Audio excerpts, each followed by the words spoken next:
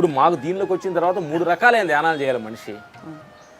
దీనిలో క్వాలిటీస్ ఏంటి? First second quality లాగా 3 రకాల మనిషి second quality second AC first AC అంటారు కదా, అలాగా ఈ ధ్యానంలో కూడా మేము ఇక్కడ సత్సంగానికి వెళ్ళినప్పుడల్లా కూర్చోవడం మేము క్లైమాక్స్ గురించి చెప్తే అర్థం కావట్లేదు. కొంతమంది అలా పెద్ద పెద్ద చూపు చూస్తున్నారు, కొంతమంది జీవితం ఎదగాలని ఆశ వస్తున్న వాళ్ళకి ఇదేం లేదండి, వేస్ట్ అండి ఎంత వాళ్ళకి డిసిప్లిన్కి వెళ్తున్నారు, కొంచెం వాళ్ళకి అర్థం కాదేమో.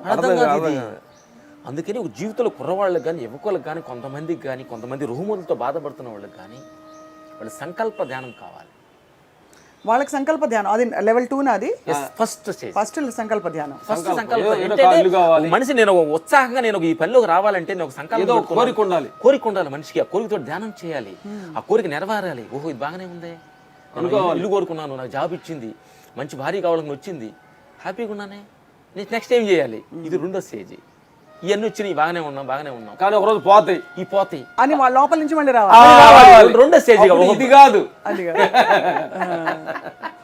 భార్య కొన్నాళ్ళు ఉండరు, పిల్లలు ఉన్నారు, పెద్దోళ్ళు మ్యారేజ్ కొన్ని రోజులకు ముందు లేరు, ఇప్పుడు వచ్చారు, కొన్ని రోజుల తర్వాత ఉండరు. భార్య కొన్నాళ్ళ ముందు లేదు, ఏది నెక్స్ట్ స్టెప్ లోకి రావాలి. నిర్మల ధ్యానం, అది ఆత్మపైన వెళ్ళిన తర్వాత కొన్నాళ్ళు నేను దేహం నేను కాదు, భగవంతుడు విశ్వం ఇదంతా కావాలి. అసలు ఏది నేను కాదే, నిర్మల స్థితే అంటే క్లైమాక్స్ రావాలి. ఈ 3 స్థితుల నుంచి కొంచెం ఎదగాలి తప్ప ఒకే మళ్ళీ క్లైమాక్స్ చెప్పిన అర్థం కాదు. ఒక సినిమా కూడా గవకన క్లైమాక్స్ చూసాను అనుకోండి అర్థం కాదు. అందుకని కాబట్టి మీరు అడిగే క్వశ్చన్ ఏంటంటే మీకేమన్నా రూపాలు పడ్డాయా అని అడిగారు. రూపాలు కావచ్చు, లేదు శక్తి కావచ్చు. అయ్యి మేము ఇప్పుడు అలా ఎక్స్పెక్ట్ చేయలేదు, అట్లా అంటే మా ఎక్కడ రాలా. బట్ కొన్ని మనుషుల రూపంలోనే కొన్ని జరుగుతుంటాయి. అంటే ఒక మనిషి లాగా వస్తుంది, ఆయన భగవంతుడు అనుకోవచ్చాము.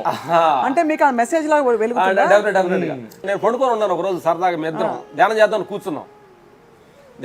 కూర్చుని ఉన్నాను. చక్కగా నా తెలియకుండా నేను నిద్రపోయేటప్పటికి ఆ పక్కన నుంచి సంపద తీసుకొని పలా ఒక దెబ్బ పడింది నాకు. టక్క లెగి చూస్తే ఎప్పుడన్నా నేను నిద్రపోయినాడు బెదర కొడతా టచ్ చేస్తాడు అంటాం కానీ లేదు, నేను వాడు నిద్రపోయినట్టు కొడతాను కానీ చేస్తాను ధ్యానం చేసేటప్పుడు. అప్పుడు నేను లెగి చూశాను, బెదర్ బాగా ధ్యానం డీప్ లో ఉన్నాడు. బట్ బెదరు కొట్టింది అంటే కొడితే కొద్ది కవలేక ఉంటాయి కదా, అసలు వెళ్ళి అలా ఉండదని చేస్తాడు. అలా అయిపోయి ధ్యానం అంతా చేసిన తర్వాత కొంచెం అడిగా, నువ్వన్నా నా మధ్యలో లేపేమంటారంటే నేను లేపలేదు అన్నాడు. మనకి నిదర్శనంగా ఆత్మపైన చేసేటప్పుడు గురువులే వచ్చి వాళ్ళు రూపంలో వచ్చి వాళ్ళు లేపుతారనేదే నాకు అర్థం.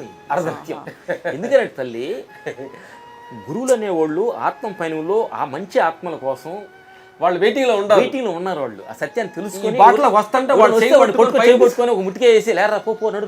చాలా మంది దుఃఖంలో ఉంటారు, నువ్వన్నా ఈ మార్గంకి వచ్చావు, ఇప్పుడు నిద్రపోతుంటే ఎట్లా మా దేహాలు లేవు చెప్పడానికి. దేహాలు మాకు కొంత లిమిట్ దేహం అనేది, దేహం కొన్నాళ్ళే ఉంటాం అంటే మనలోకి వచ్చి వాళ్ళు పెరాపణ చేసి వాళ్ళు నడిపిస్తుంటారు గురువులు. వాళ్ళే ఎంపక వేసి లేపడం సత్యం అర్థమైంది. ఆ స్ఫురణ మీరు తెలుసుకోవడం చాలా గొప్ప అది. ఎందుకంటే ఎంతో మీరు సాధన చేస్తున్నారు కాబట్టి తెలుస్తోంది ఏది నేను ఐడెంటిఫై కాకపోవడం, ఇది నాది కాదు, నేను కాదు, కానీ ఇది మొత్తం నేనే.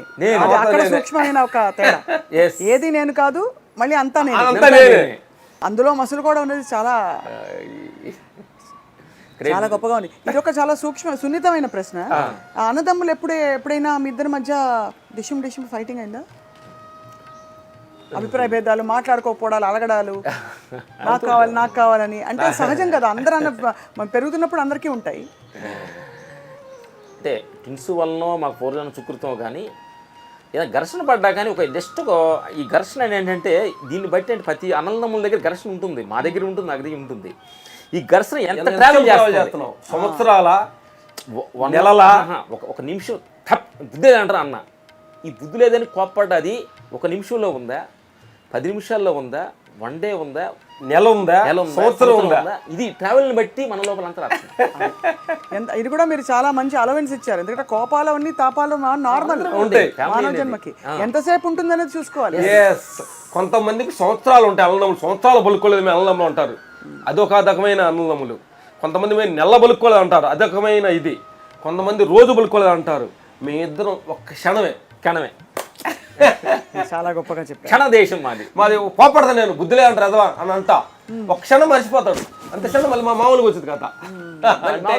ప్రతి మనిషికి కానీ జీవితాన్ని కోపం ఉండాలి, ప్రేమ ఉండాలి. ప్రేమ ఉండాలి. అది ఎంతసేపు ట్రావెల్ చేస్తున్నా దీంతో ఆధారపడి ఉంది.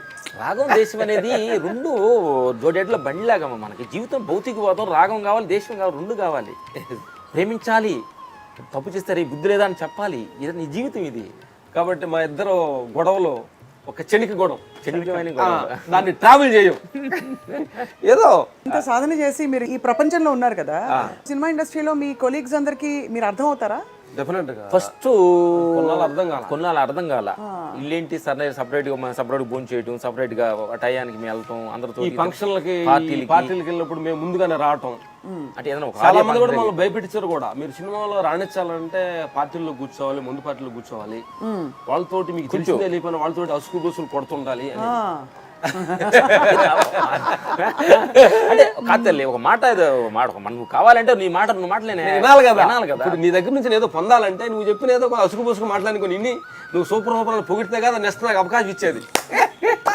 ఇది సహజం తల్లి. ఇది ఇట్లాంటి అసుగుసులు మాట కొట్టాలి, వాళ్ళ పార్టీలు కలవాలి, నువ్వు వాడు బాగలా పని బాగుండని చెప్పాలి. ఇది అంటే నువ్వు గెలుపుతావు లేకపోతే ఓడిపోతావని మమ్మల్ని బాగా ఇబ్బంది పెట్టి మమ్మల్ని ముట్టికాలు పడిన రోజులు సందాలు వచ్చినాయి, ఏడ్చుకున్న రోజులు కూడా ఉంది. మేము దానికి ప్రాధాన్యత ఇవ్వాలా, లోపల ఉండ సత్యానికి ప్రాధాన్యత ఇవ్వాలనే ఘర్షణ కూడా జరిగింది.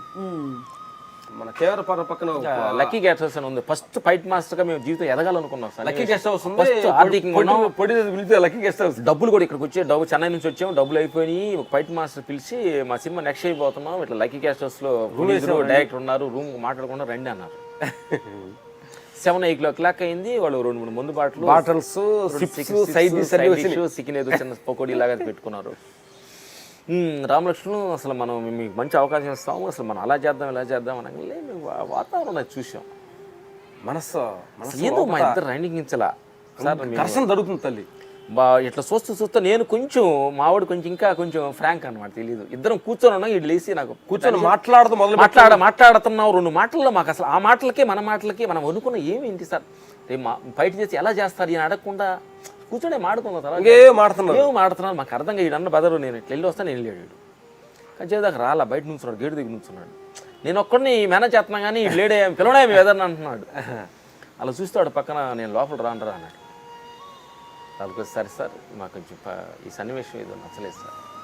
అదే ఫస్ట్ మీకు ఫైట్ మాస్ ఛాన్స్ ఇస్తామంటే ఇలా మాతో కంపెనీ కూడా ఇవ్వకుండా వెళ్ళిపోవాలనుకుంటా, మీ ముందాగా కూర్చొని మాట్లాడకుండా వెళ్ళిపోవాలనుకున్నారు. సరే మీ ఇష్టం చూద్దాంలే అన్నారు. సరే సార్ బయలుదేరొచ్చు. అట్లాంటి 2-3 సీక్వెన్స్లు సన్నివేశాలు మాకు చాలా తెలియదు. అప్పుడు ఎక్కడా మీకు టెంప్టేషన్ రాలేదు? ఎందుకు వచ్చిన వాళ్ళే మనం కూడా ఏమి జరగనట్టు కూర్చుందాము, కానీ ఎక్కడో లేక లోపల దీనికి గొప్ప విషయం చెప్పాలంటమ్మా, మనసుకు లొంగుబాటు అలాంటి విషయంలో ఎదిరించడం, బలంగా వైరాగ్యంతో ఉంచడం అనేది అది పూర్వజన సుకృతం అయి ఉండొచ్చు. ఎదిరించంగా వాళ్ళే ఇప్పుడు ఫంక్షన్కి వస్తే డైరెక్టర్స్ కానీ మన హీరో మహేష్ బాబు గారు కానీ చిరంజీవి అన్నయ్య కానీ వెళ్తే వాళ్ళు మొన్న ఆశ్చర్యం ఇచ్చిన తల్లి మీ ముందు పంచుకోవాలి. ఆశ్చర్య చూడు మెగాస్టార్ తోటి అందరూ చెట్లు అన్నయ్య వస్తున్నారని జనంతా అలక్ట్ ఉంటాం కదా, వస్తున్నాడు చెట్టులో వస్తున్నాడు అన్నయ్య వస్తున్నారు చూస్తుంటే మేము కరోనాకు ముందు చూసాము, కరోనా తర్వాత మళ్ళీ అన్నయ్య చెట్టుకు వస్తున్నాడు ఫస్ట్ టైం చూస్తాం. అంటే ఒక 8 months 4 months తర్వాత అప్పుడు కొంచెం లావుగా ఉన్నారు అన్నయ్య. తర్వాత చెట్టుకు వచ్చేటప్పుడు చాలా లీన్ గా తయారయ్యి రామచరణ కంటే ఈయన చిన్నవాడుగా వచ్చారు, డైట్ చేసి వచ్చారు. వచ్చి అందరి ముందు రాగానే ఫస్ట్ వాడుతున్నాయా మేము చూస్తే ఆనందం వేస్తున్నాను, మీ బాడీ స్లిమ్, మీ కాళ్ళు నమస్కారం తీసుకున్నాం. అంత 100 మంది 200-300 ఉన్నారు, మీరైనా మాకు ఆదర్శం అన్నాడు. అందుకని మేము ఎద్దట్టు తీస్తాం. ఇద్దరికి మాకు గగ్గురు పొడిచింది అనమాట ఇష్టం. అంత పెద్ద మనిషి మీరే ఆదర్శం అన్నారంటే నేను నిజంగా మా వైపు దగ్గర కూడా చెబుతుంటాను. అసలు మీరు ఒక ఫైట్ మాస్టర్స్, మీరు ఫైటర్స్గా ఉండి గుణాలన్నీ ఉండాల్సిన చెడు వ్యసనాలన్నీ మీ దగ్గర ఉన్నాయి. మీరంత పవిత్రంగా నాన్ వెజ్ మానేసి అంత పవిత్రంగా ఉన్నారంటే మిమ్మల్ని చూసి మేము నేర్చుకోవాల్సింది చాలా ఉంది కదండి. మాట మా కళ్ళ నీళ్లు దిగినాయి.